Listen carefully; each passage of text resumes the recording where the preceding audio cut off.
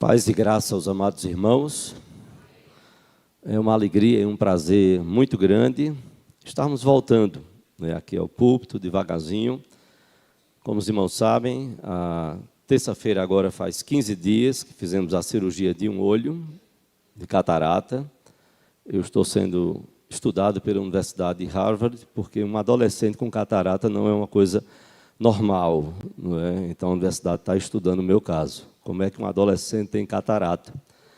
E não só isso, mas também como é que você pode ser avô na adolescência. Então são milagres da vida, não é? Deus assim nos permita. Mas nesta próxima terça, depois de amanhã, se Deus permitir, nós vamos estar fazendo a cirurgia do outro olho. Eu estou vendo você um pouquinho embaçado, talvez a coisa mais à distância, próximo, está tranquilo. Se eu me aproximar de você, eu vou ver a sua beleza. À distância, eu vejo um pouquinho de falta de beleza, não é? Não é feiura, é falta de beleza. Então, está um pouquinho mais embaçado. Mas eu peço as suas orações, são a questão da máscara, de fato, são alguns cuidados. Por favor, entenda se eu não sair cumprimentando você em torno de 10 minutos de uma consulta com a doutora que fez a cirurgia. Eu levei 3 broncas dela. Solange estava do meu lado, porque eu colocava a mão no queixo, ela dizia, tire a mão do rosto.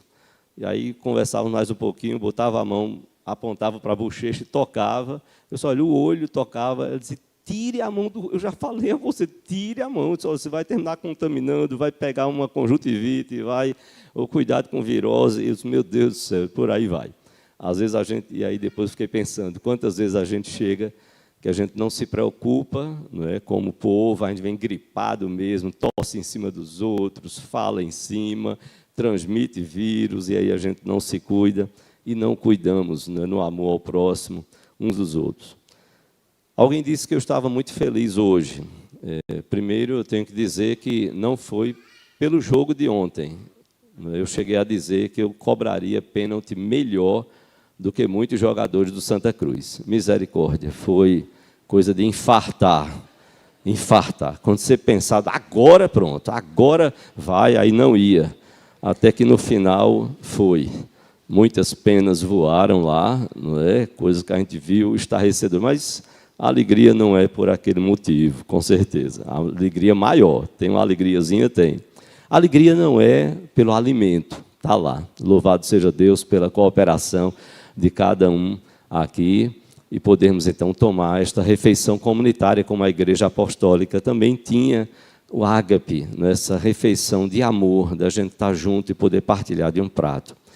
Mas eu agradeço muito a Deus pelo Pai que Ele nos conserva, está aqui conosco, pelas filhas, o que eu louvo muito a Deus, porque enquanto Deus nos permitir vida, é sempre um privilégio tê-los, e a gente não sabe nem quando nós vamos, nem quando eles vão.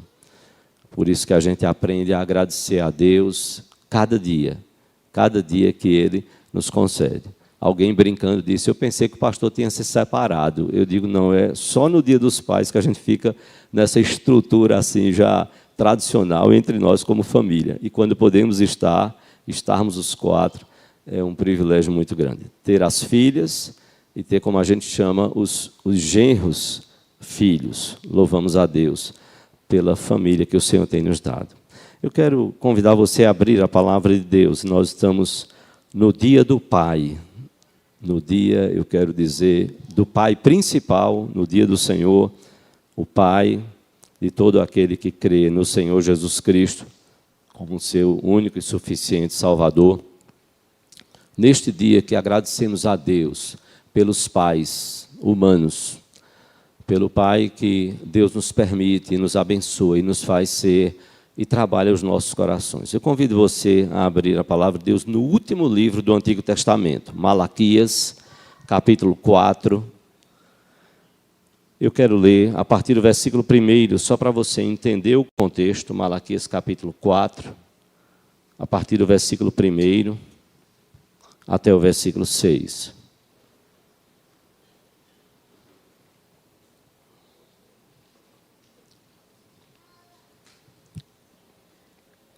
Malaquias capítulo 4, os versículos de 1 a 6.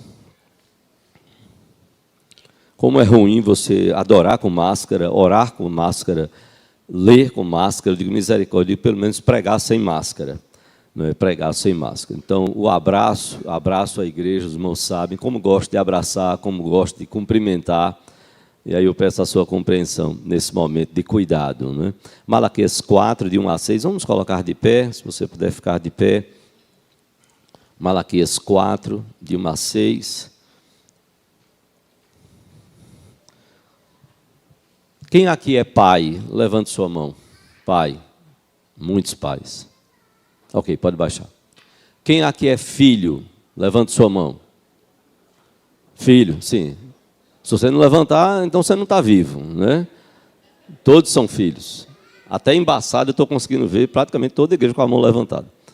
Então a palavra é para os nossos corações, a palavra de Deus. Vamos baixar? Pode baixar. Pais e filhos.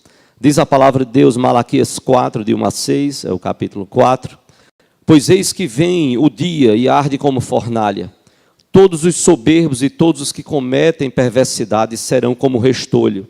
O dia que vem os abrasará, diz o Senhor dos Exércitos, de sorte que não lhes deixará nem raiz nem ramo. Mas para vós outros que temeis o meu nome, nascerá o sol da justiça, trazendo salvação nas suas asas. Saireis e saltareis como bezerros soltos da estrebaria. Pisareis os perversos, porque se farão cinzas debaixo das plantas de vossos pés, naquele dia que preparei, diz o Senhor dos Exércitos. Lembrai-vos da lei de Moisés, meu servo, a qual lhe prescrevi em Horebe, para todo Israel, a saber, estatutos e juízos. E aí eu chamo a sua atenção para esses dois últimos versículos nos quais desejo basear a mensagem desta manhã. Eis que eu vos enviarei o profeta Elias, antes que venha o grande e terrível dia do Senhor. Ele converterá o coração dos pais aos filhos, e o coração dos filhos a seus pais, para que eu não venha e fira a terra com maldição. Ele converterá o coração dos pais aos filhos, e o coração dos filhos a seus pais, para que eu não venha e fira a terra com maldição. Vamos orar ao Senhor. Pai, te louvamos por esta manhã. Te louvamos por este dia que o Senhor fez para o louvor da sua glória. Recebe, ó Deus, a nossa adoração, o culto que devíamos prestar. Tu és o Pai em que não há imperfeição, treva alguma há em ti, Senhor, pecado algum. Nós louvamos por tua santidade, por tua perfeição, pelo teu poder. Te louvamos, ó Deus, porque podemos nos achegar neste lugar para adorar o teu nome. Bendito seja o teu nome, ó Pai. Oramos a ti, Pai, clamando a tua bênção, o teu poder sobre os nossos corações e as nossas vidas. Abençoa a tua igreja. Abençoa, Senhor, nós clamamos a cada pai a partir do meu próprio coração. Que o Senhor cuide das nossas vidas, das nossas emoções, da nossa razão, da nossa espiritualidade, da nossa vida como um todo, Senhor. Continua, Senhor, sendo misericordioso e gracioso como o Senhor tem sido. E opera, Pai, nos nossos corações. Converte os nossos corações a Ti, Senhor, a cada dia. E que o Senhor converta o coração dos pais aos filhos e o coração dos filhos a seus pais. Que oramos assim, ó Deus, pedindo a Tua bênção. Agradecidos desde já pelo alimento, pela comunhão fraterna, por podermos adorar o Teu nome. Te oramos no nome de Jesus e para a glória dEle, hoje e sempre. Amém, Senhor. Amém. Podeis assentar-vos.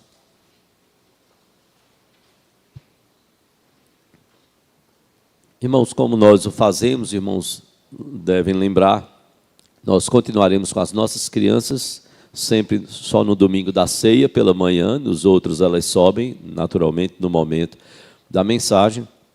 E também neste culto, Dia dos Pais, estamos todos juntos, porque depois nós vamos ter, como os irmãos sabem, um café Dia dos Pais. Malaquias, como lemos aqui. Malaquias no hebraico significa meu mensageiro, meu mensageiro. Uma expressão para dizer quem está falando é o Senhor com o seu povo. O livro ele pode ter sido escrito possivelmente entre os anos 458 a 433 antes de Cristo. 4 séculos e meio aproximadamente antes de Cristo. Malaquias viveu num momento de reformas, como um contexto também de Esdras e Neemias. Ele foi o último dos profetas do Antigo Testamento. E depois dele veio um período chamado interbíblico, intertestamentário, entre o Antigo e o Novo Testamento, um período, então, de 400 anos de silêncio. Nenhum profeta levantado nesse período. 4 séculos, 400 anos de silêncio, até Deus levantar João Batista, anunciando João Batista a vinda do Senhor Jesus Cristo, anunciando a vinda do Senhor Jesus Cristo. E se você observa, como lemos aqui no versículo 5, Malaquias vai terminar o seu livro dizendo, trazendo a palavra do Senhor e dizendo: eis que eu vos enviarei o profeta Elias, antes que venha o grande e terrível dia do Senhor, o dia de juízo de Deus sobre todo o seu povo. Eis que eu vos enviarei o profeta Elias. O profeta Elias foi conhecido como um dos maiores, se não o maior de todos os profetas. Foi Elias que mandou descer fogo do céu, e o fogo consumiu o sacrifício, e Elias venceu os 400 profetas de Baal. Elias sentiu o vento da presença, do poder do Senhor, e ele viu o terremoto e o fogo do Senhor no monte Horebe, como está citado aqui também sobre Moisés, no versículo 4, lembrai-vos da lei de Moisés, meu servo, a qual lhes prescrevi em Horebe para todo Israel. Elias teve esta experiência, e Elias passou por uma experiência inigualável. A Bíblia diz que Elias foi levado à presença do Senhor sem morrer, e foi levado num carro, numa carruagem de fogo. Foi levado aos céus. Nenhum outro profeta mudou a atitude dos seus contemporâneos de maneira tão dramática, e nenhum outro profeta influenciou tanto o destino da nação de Israel quanto Elias. Elias, então, essa expressão da palavra, eis que eu vos enviarei o profeta Elias. Não seria reencarnar, não, nós não cremos e a Bíblia não ensina reencarnação. Mas alguém vai vir no poder, no espírito de Elias. Daquela forma como Elias foi usado, alguém vai ser usado poderosamente com uma missão extraordinária de anunciar o Salvador. E este foi identificado pelo próprio Senhor Jesus Cristo como sendo João Batista. Se você abrir em Mateus capítulo 17, dos versículos de 10 a 13, Mateus 17, de 10 a 13,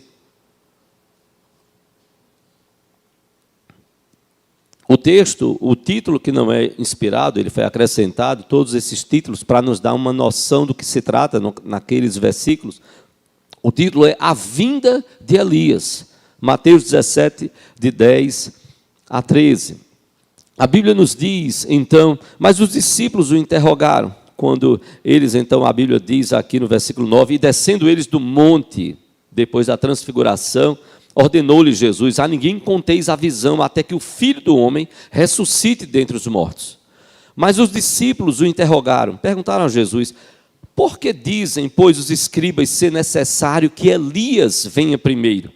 Então Jesus respondeu, de fato, Elias virá e restaurará todas as coisas. Eu, porém, vos declaro que Elias já veio e não o reconheceram. Antes fizeram com ele tudo quanto quiseram. Assim também o Filho do Homem há de padecer nas mãos deles. Então os discípulos entenderam que lhes falara a respeito de João Batista. Jesus se referiu a João Batista como aquele que viria para preparar a vinda, o caminho do Senhor, e ele veio para proclamar isto. Abra, se possível, em Lucas, capítulo 1. Lucas, capítulo 1, dos versículos de 13 a 17. Lucas, capítulo 1, os versículos de 13 a 17. Nos diz a palavra, o médico, evangelista, Lucas registra, Lucas, capítulo 1, de 13 a 17. Disse-lhe, porém, o anjo, Zacarias, não temas, porque a tua oração foi ouvida, Isabel, tua mulher, que era estéril, né, te dará à luz um filho, a quem darás o nome de João, e é João Batista. Em ti haverá prazer e alegria, e muitos se regozijarão com o seu nascimento. Pois ele será grande, João Batista, diante do Senhor. Não beberá vinho nem bebida forte, será cheio do Espírito Santo, já do ventre materno. Observem agora. E converterá muitos dos filhos de Israel ao Senhor seu Deus. E olhem agora. Irá diante do Senhor no poder, no espírito e poder de Elias. Para quê? Para converter o coração dos pais aos filhos, converter os desobedientes à prudência dos justos e habilitar para o Senhor um povo preparado. Ele irá adiante do Senhor no espírito e poder de Elias, para converter o coração dos pais aos filhos, converter os desobedientes à prudência dos justos e habilitar para o Senhor um povo preparado. É interessante como o Evangelho e o Novo Testamento aponta para João Batista como sendo aquele Elias profetizado por Malaquias. Malaquias profetizou que o futuro ministério daquele profeta que haveria de vir apontava para o fim do conflito de gerações entre pais e filhos. O quinto mandamento de honrar pai e mãe, e olhe que Malaquias, no capítulo 4, versículo 4, que lemos, ele lembra a lei de Moisés. O quinto mandamento de honrar pai e mãe subentendia que o lar era na sua essência a escola da vida em comunidade. O lar era na sua essência a escola, uma escola para que a gente pudesse aprender a viver em comunidade.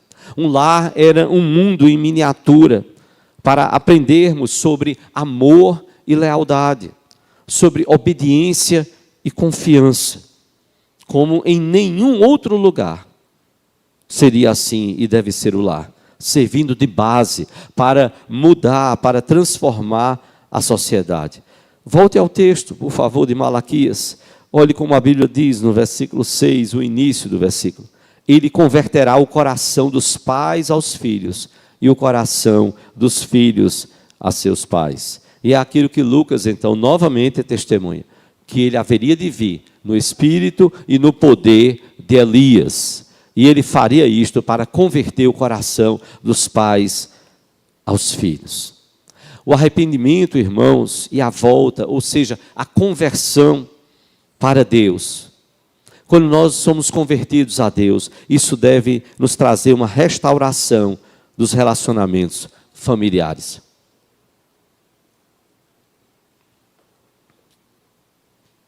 Eu quero repetir. O arrependimento e a volta, que caracterizam a conversão, deve trazer a restauração dos relacionamentos familiares. A transformação do povo de Deus começa no lar. Se o evangelho não funcionar no lar, ele não vai funcionar em nenhum outro lugar. No Antigo Testamento, o lar era o lugar de ensino, era o centro do ensino sobre Deus e sobre a sua palavra. Isso no Antigo Testamento. No Novo Testamento, a ideia continua. E essa nova época anunciada pelo profeta Elias, que viria, ou seja, João Batista, prometido ali por Malaquias, e pelo Senhor Jesus Cristo, essa nova época teria no Evangelho a mensagem capaz de reunir e transformar as relações familiares. O apóstolo Paulo denuncia lá em 2 Timóteo 3, versículos 1 e 2, que esta geração má e perversa, esta geração atual, ele aponta, fala, olha, porque os homens eles serão desobedientes aos pais. Ele mostra como não servir a Deus, não estar andando segundo a palavra de Deus, faz com que estes homens, esta geração, seja desobediente aos pais. A Bíblia diz, e Paulo então ainda enfatiza, quando fala em 1 Timóteo 1,9, ele diz que esta geração má e perversa, esta geração que dá as costas à palavra de Deus, é uma geração de matricidas, ou seja, filhos que são capazes de tirar a vida da sua própria mãe. E pior, também é uma geração de parricidas. E se você olhar o termo de parricidas, não se limita apenas ao pai, Mas então é uma geração de filhos que são capazes de tirar a vida de mãe, de pais e dos seus ascendentes. É a ideia e é o que transmite a palavra parricidas na nossa língua. Mas a palavra de Deus diz que este profeta haveria de vir. Este profeta haveria de falar em nome de Deus. Este profeta seria usado para converter o coração dos pais aos filhos e converter o coração dos filhos aos pais. Ele converterá o coração dos pais aos filhos e o coração dos filhos aos pais. Não há igrejas fortes sem lares fortes. Não há lares fortes com a relação entre pais e filhos destruída. Quantos problemas muitas vezes nós temos, e nós somos humanos, nós somos falhos. Se olharmos para as nossas vidas, se meu pai lembrar em momentos que ele foi desobediente, momentos que eu possa lembrar em que fui desobediente, e a gente parar e dizer, meu Deus, há esperança para as nossas vidas? Sim, há esperança na mensagem transformadora e poderosa do Evangelho. De que essas relações elas podem ser mudadas, elas podem ser transformadas, e elas de fato são. Quando Deus toca nos nossos corações e quebrantados, nós nos voltamos para Ele e dizemos, Senhor, muda o nosso coração, converte o nosso coração, converte as nossas relações. E como essas relações são carentes e necessitadas da misericórdia e da graça de Deus. Não há presente maior para o coração de pais, e você que é pai sabe disso. Não há presente maior do que a honra, o respeito, o bom relacionamento. E esse é um desafio nessas relações, porque não é só dos filhos, é dos pais também. Por isso que a Bíblia diz, Ele converterá o coração dos pais aos filhos, e Ele converterá o coração dos filhos aos pais, ou seja, quebrará esta distância, quebrará esse conflito de gerações, mas é muito mais do que simplesmente quebrar um conflito de gerações. É fazer com que o coração do pai pulse amorosamente pelo seu filho. É fazer com que o coração dos filhos pulsem amorosamente para com os seus pais. Pais com o coração convertido aos filhos dão mais valor aos filhos do que ao sucesso profissional, do que aos amigos de fora. Pais com o coração convertido aos filhos preocupam-se mais com o relacionamento com os filhos do que com as coisas materiais, do que com a herança material que possa ser deixada a seus filhos. Pais com o coração convertido aos filhos ensinam os filhos no caminho que eles devem andar, conforme a palavra de Deus nos ensina. Pais com o coração convertido aos filhos criam os filhos na disciplina e na admoestação e no encorajamento do Senhor, de forma equilibrada. Nunca acham que a sua missão terminou, acabou. Não, vai ser para toda a vida, até o dia que o Senhor chamar. Vão estar criando os seus filhos na disciplina, na admoestação, no encorajamento do Senhor que provém do Senhor. Pais que com o coração convertido aos filhos não provocam seus filhos a ira, nem os humilham. Pais com o coração convertido aos filhos amam os filhos incondicionalmente. Pais com o coração convertido aos filhos evitam comparar os seus filhos com outras pessoas. Pais com o coração convertido aos filhos têm um bom canal de comunicação aberto com eles. Pais que têm o coração convertido aos seus filhos andam, perdoam e andam com os seus filhos a segunda milha, a terceira e tantas outras milhas quantas sejam necessárias. São pais que tiveram os seus corações e que têm a cada dia os seus corações convertidos aos seus filhos. Mas a Bíblia não fala só de que pais terão os seus corações convertidos aos filhos, mas a Bíblia fala de filhos que terão os seus corações convertidos aos seus pais.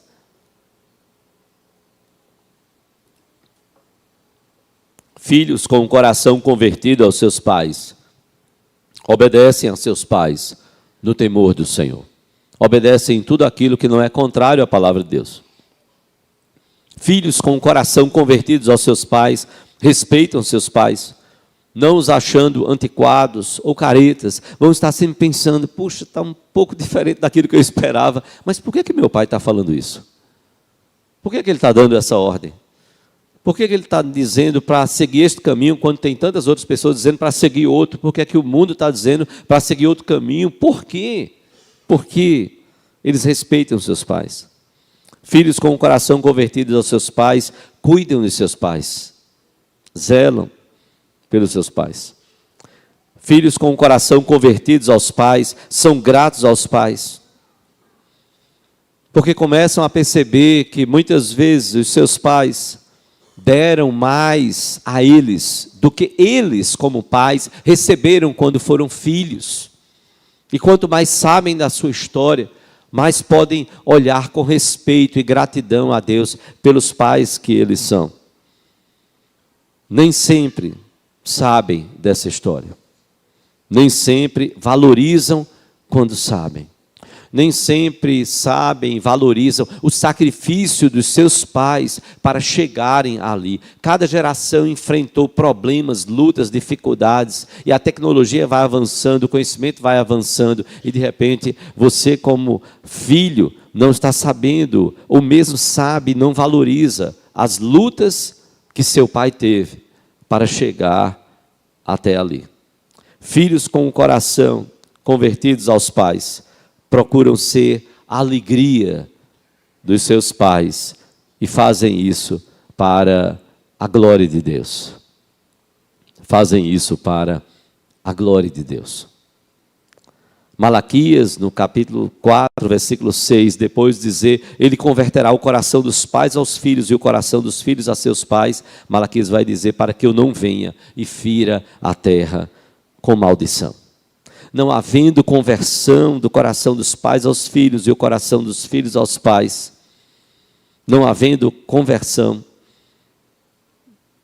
como resultado, devido ao pecado, é que vem a maldição e o juízo de Deus. O livro de Malaquias, no Antigo Testamento, vai terminar com esta séria advertência. Se não houver conversão do coração dos pais aos filhos e dos filhos aos pais, Deus vai vir com juízo e maldição e julgará então, assim, a humanidade. Mas enquanto Malaquias vai terminar com esta palavra maldição, o Novo Testamento vai terminar com a palavra de bênção. Olha o que está lá em Apocalipse, capítulo 21, o final do Novo Testamento. Apocalipse, capítulo 21, os versículos de 1 a 3, Apocalipse, capítulo 22, os versículos de 1 a 3. Apocalipse 22, de 1 a 3. Então me mostrou o rio da água da vida, brilhante como cristal, que sai do trono de Deus e do Cordeiro. No meio da sua praça, de uma e outra margem do rio, está a árvore da vida, que produz 12 frutos, dando o seu fruto de mês em mês, e as folhas da árvore são para a cura dos povos. E olha o que diz o versículo 3. Nunca mais haverá maldição.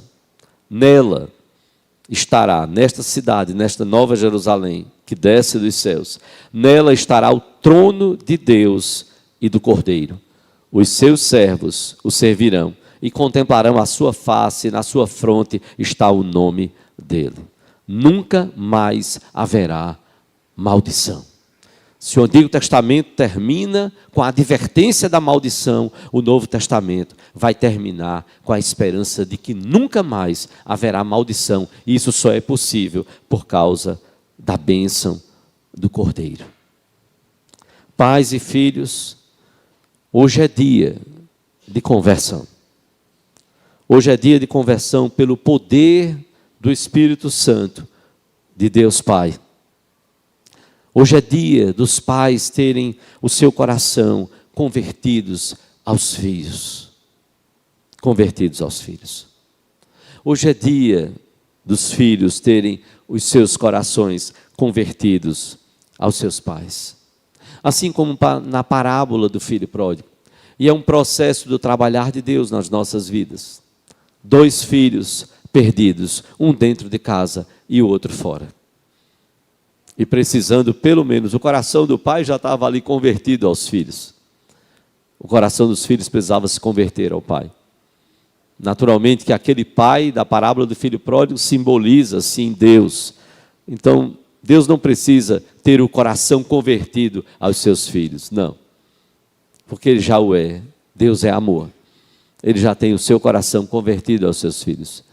Mas na nossa relação, pais e filhos, nós precisamos ter o nosso coração, dia após dia, convertido aos nossos filhos. E o coração dos filhos precisam ser convertidos aos pais. Primeiro, converta-se a Deus Pai e a Deus Filho, o Senhor Jesus Cristo. Se você ainda não entregou sua vida ao Senhor Jesus, é hora de tomar esta decisão. De entregar a sua vida a Deus Pai e a Deus Filho, que é o nosso Senhor e Salvador Jesus Cristo. E a partir daí, que Deus possa capacitar você, dia após dia, a ser um pai com o coração convertido aos seus filhos. E como filho, ter o seu coração convertido ao seu pai. Mas também, se você já segue o Senhor Jesus Cristo, se você já serve ao Senhor, se você já é discípulo do Senhor Jesus Cristo, se você já é crente no Senhor Jesus, se você já entregou a sua vida a Ele, sim, é hora de, não precisa mais se converter a Cristo, não, você já foi convertido, você já é um discípulo de Jesus, mas é hora de pedir o poder do Espírito Santo para uma conversão familiar.